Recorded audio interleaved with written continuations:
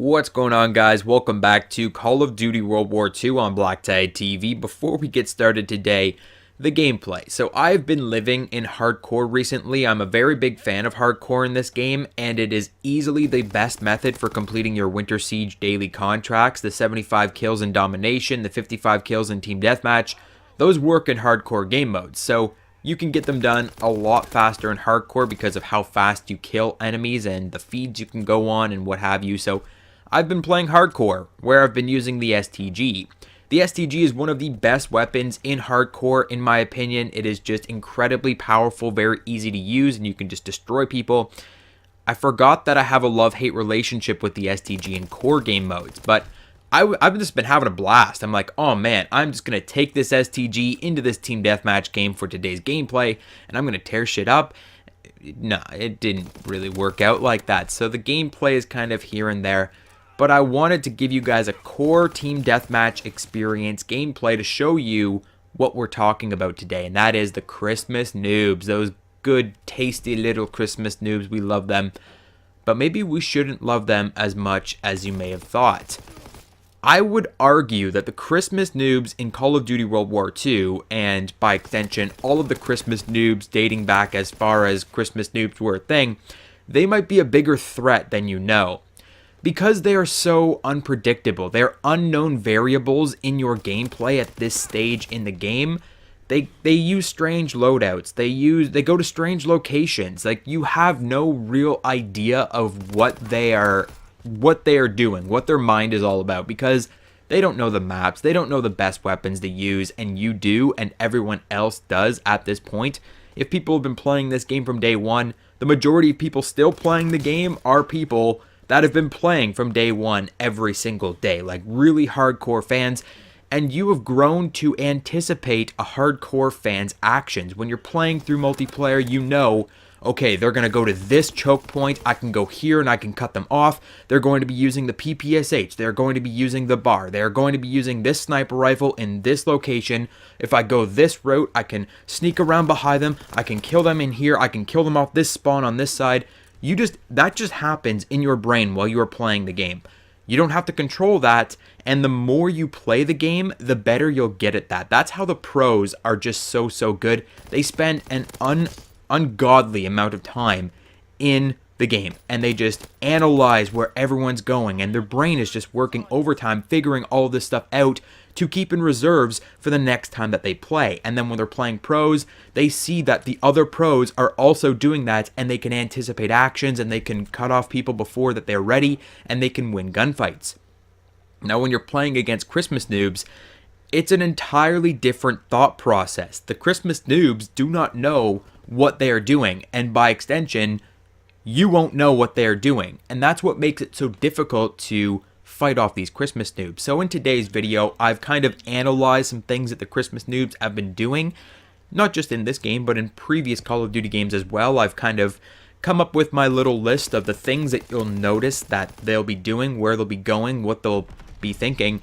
And I've also come up with a couple little contingencies for if you do plan on playing in some of these game modes that the Christmas noobs just love, how you're going to counter those Christmas noobs, because they can be a pain in the ass. I actually have found that it's easier to play in the try-hard game modes, because as of right now, we're pretty much a 50-50 split. You've got all of the people that have no idea what they're doing playing in certain game modes, and all of the super hardcore try-hard players in the try-hard game modes. It's almost better, in my opinion, to play in the try-hard game mode section because you know what they're going to do. But if you do plan on playing with the Christmas noobs, I've basically come up with a guide for you for how to deal with the Christmas noobs. So kind of an anti-Christmas noob guide. But if you are a Christmas noob yourself, do not forget to subscribe. I'll have a couple Christmas noob videos coming out with like the top 5 weapons that you should be using, the top 5 basic trainings, and a whole bunch of stuff like that. So without further ado, as I've said previously, Christmas noobs, they're just unknown variables. They'll go to strange locations, they'll use strange loadouts, and I find that they rush very hard. Like, they will run down the middle of the map because they want to see action. Most of these players aren't anticipating where people will be. They aren't anticipating the gameplay style of Call of Duty World War II. We've just had 3 futuristic Call of Duty games in a row where the action is very fast-paced, and they're going to be expecting that from this game. they're going to run straight down the middle of the map. I've seen people running down the middle of the field in Gustav Cannon. No shit, like 3 people just running in a line straight down Gustav. I'm like, what are you people doing? They're going to do it, and that's how you're going to anticipate their actions. They will rush hard. You've got one of 2 players when it comes to the Christmas noobs, the super serious rusher and the super camper that's not going to move 3 steps outside of their spawn. But I've found that the majority of players will rush very hard because they just want to see action. They want to see what it's like to get into a gunfight in this game. I would say especially advanced movement players are going to do this. So people that have been playing over the last 3 years, people who have been playing the most recent Call of Duty games, they are used to that advanced movement and they are going to rush you hard, and they will also jump shot. Jump shotting is an advanced technique, and I'll be talking about that in a little bit. That's a technique that you can use to counter these Christmas noobs, but they will jump shot. If they've been playing any of the recent Call of Duty games, they are basically acclimated to be jump shotting, to be jumping up in the air at all times, and you will notice a lot of low-level players will just jump every time that you get into a gunfight with them. So be prepared to lift your gun up into the air when they start jumping. Be prepared to aim high, because if they're going to do anything, if they come up to you in a gunfight, they might not look like they know what they are doing, but they will jump. Even if you start shooting at someone in the back, you'll see some people, they won't know where you are, and they'll just try to jump, like they're going to boost 50 feet up in the air and get away from you, which they're not going to do. And now you know that, and now I know that, but they don't know that. They're just going to try and jump away from you. So just be prepared that they will jump and they will rush. Untrained as they are, I found that players of a lower level will tend to group up with their teammates more than on average. I've always found with Call of Duty that if you are killing an enemy, there is a second guy nearby. Almost every single time. Free-for-all, team deathmatch, it doesn't matter what you are playing. There's always 2. And I always play the game by that. I always think of the rule of 2. If you are prepared to kill an enemy, be prepared to kill a second. But right around this time of year, when you've got those lower levels coming in, they will group up, and they will group heavily. We're talking 2, 3, 4 players standing in the same spot, in the same room, lining up. It's great if you are a sniper and you want to hit some clips, you want to hit some 3s, some 4s, but it's not great if you're going to be unprepared to deal with multiple enemies at once. I'm lagging a little bit there in the gameplay, can't get my shot. But it's just something that you need to look out for. Because they are so untrained, they're scared, they don't really know what they're doing, they don't want to challenge by themselves. They're going to group up so that they can pick off people as a team, and they can kind of pick on you. When you come into the room, you'll find a guy in that corner, a guy in that corner, and a guy sitting right in front of the door, and you're like, what am I supposed to do with this? So maybe concussions if you're going to go into any maps with lots of rooms. But otherwise, just always be prepared to deal with at least 2 enemies in every Call of Duty game ever. Like, just always be prepared for that. I would also say that the Christmas noobs, they harbor a strange attraction to mounted turrets. And this is actually true of my own friends when we were playing in the beta. I had like 3 friends running to the mounted turret after, like, every time they would spawn. They would fight over the mounted turret. And I'm in the party chat with them like, what are you guys doing? Like, get off of that. Everyone knows you're there. But they just love it. Like, they want to get on that super overpowered weapon, and they want to just throw lead down the field. And it feels very powerful. Like, when you're on a mounted turret, you feel like a boss. You feel like you're unkillable, especially if that turret is inside a bunker, say like on the Ardennes Forest. People just love those turrets, and that's a great way for you to sneak up on enemies if you know where the turret locations are. You can probably sneak into a turret location in every given map that you play from now until the end of January, and there's going to be someone on that turret. And maybe even possibly 2 other guys that are standing there waiting to get on the turret as well. So I don't know why, but they love the turrets so much, and it's going to make it very easy for you to get ahead. Now, because newer players aren't as familiar with the create a class system in Call of Duty World War II with the new divisions and the basic trainings, they're often going to take the in-game menu's word for it.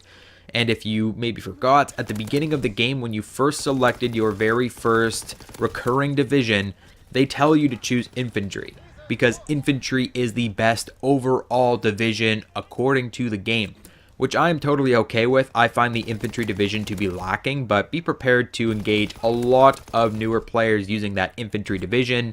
So keep an eye out for the bayonet attachment. People will be one-hit meleeing you for a good amount of time, over the next couple weeks.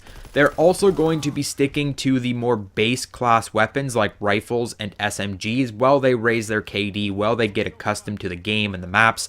They'll be using those really base weapons like the PPSH and the M1941 Johnson. So just keep an eye out for that. You won't see as many snipers, you won't see as many shotguns, maybe some people that just want to be toxic and use the shotgun for the fun of it, but you will see a lot of rifles and a lot of submachine guns in the infantry division.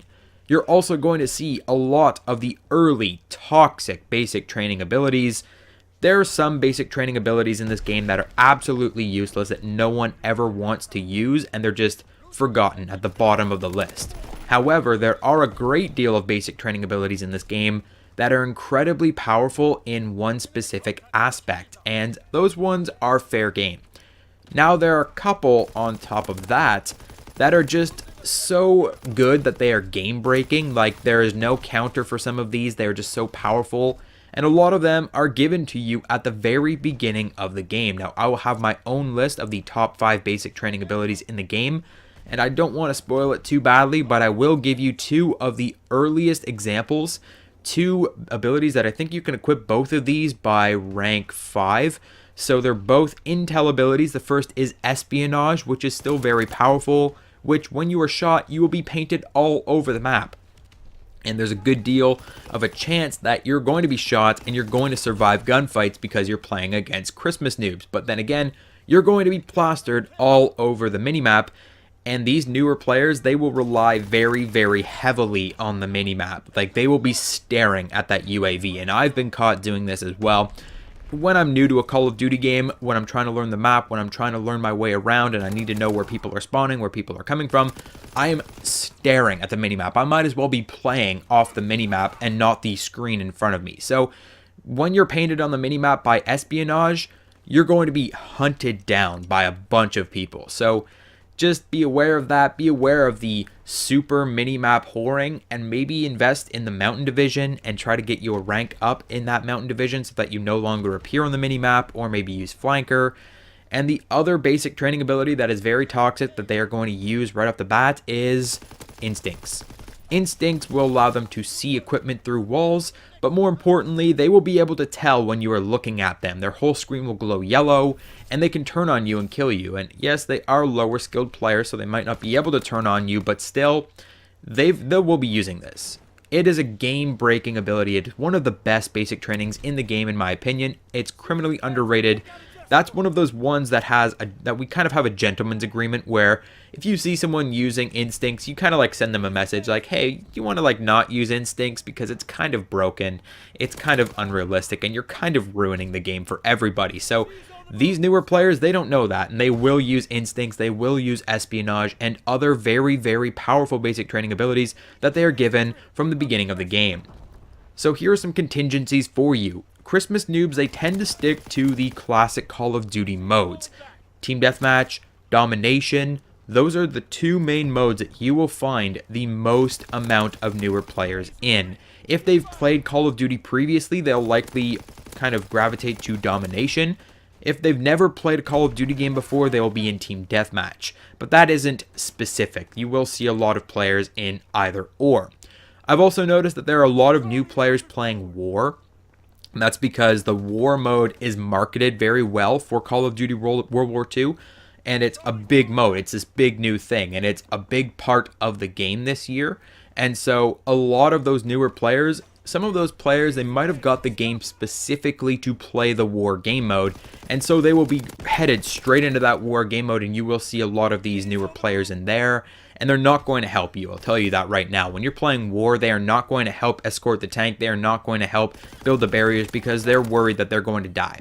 Which is obviously not how you play the War mode, but these people don't know how to play the War mode, even though they want to play the War mode. It's kind of a pain in the ass. But you will see a lot of these newer players in the War mode, as well as Team Deathmatch and Domination, and any featured playlist. There are currently 3 featured playlists, which are, it's like the first tab. The second you open up the public match, it shows you the featured playlist. I think right now it's Winter War, it's Corentin 24/7 if you have the Corentin map, and it's Mosh Pit. So those featured playlists, because they're the first thing that a player might see when they're getting into multiplayer, those will be absolutely infested with brand new players. So depending on whether you want to go against the new players, whether you want to avoid the new players, I would honestly recommend you avoid them, because I find it's actually easier to kill the tryhard players because I know what they're going to do. So I'm just telling you, those are the modes that they're going to gravitate towards, so do with that what you will.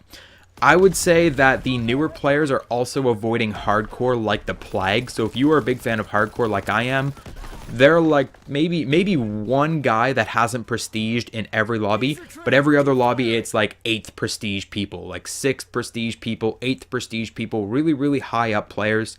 Usually a lot of people wait a good deal of time before they go into their first hardcore match. And just seeing the word hardcore, if you've never played a Call of Duty game before and you get in and it's like multiplayer, here's core game modes, here's hardcore, you're like, oh man, I do not want to touch that. So again, just do with that what you will. If you want to play against the Christmas players, if you want to avoid the Christmas players, hardcore can be a very good spot to do that for the time being. And now in terms of actually outplaying those Christmas players, classic, now well-known spots will be overlooked. So there are spots on every map where at the beginning of the game, you would be killed and you're like, you would just look at the screen flabbergasted. You wouldn't know what was happening. How did that guy just kill me? And he's like in this little crack up in the attic looking through the floorboards.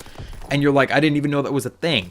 However, over the last month, a lot of the tryhard players, the hardcore fans, we kind of already look at those spots. Like we're prepared for people to be in those spots already. Well, those spots are now totally fair game again. The Christmas players do not know about all of the nooks and crannies on each of these maps. So if you know of a secret spot that worked really well before, but now you're getting slayed out of it, it's a good time to go back to that spot, because the Christmas noobs will not know that you are there.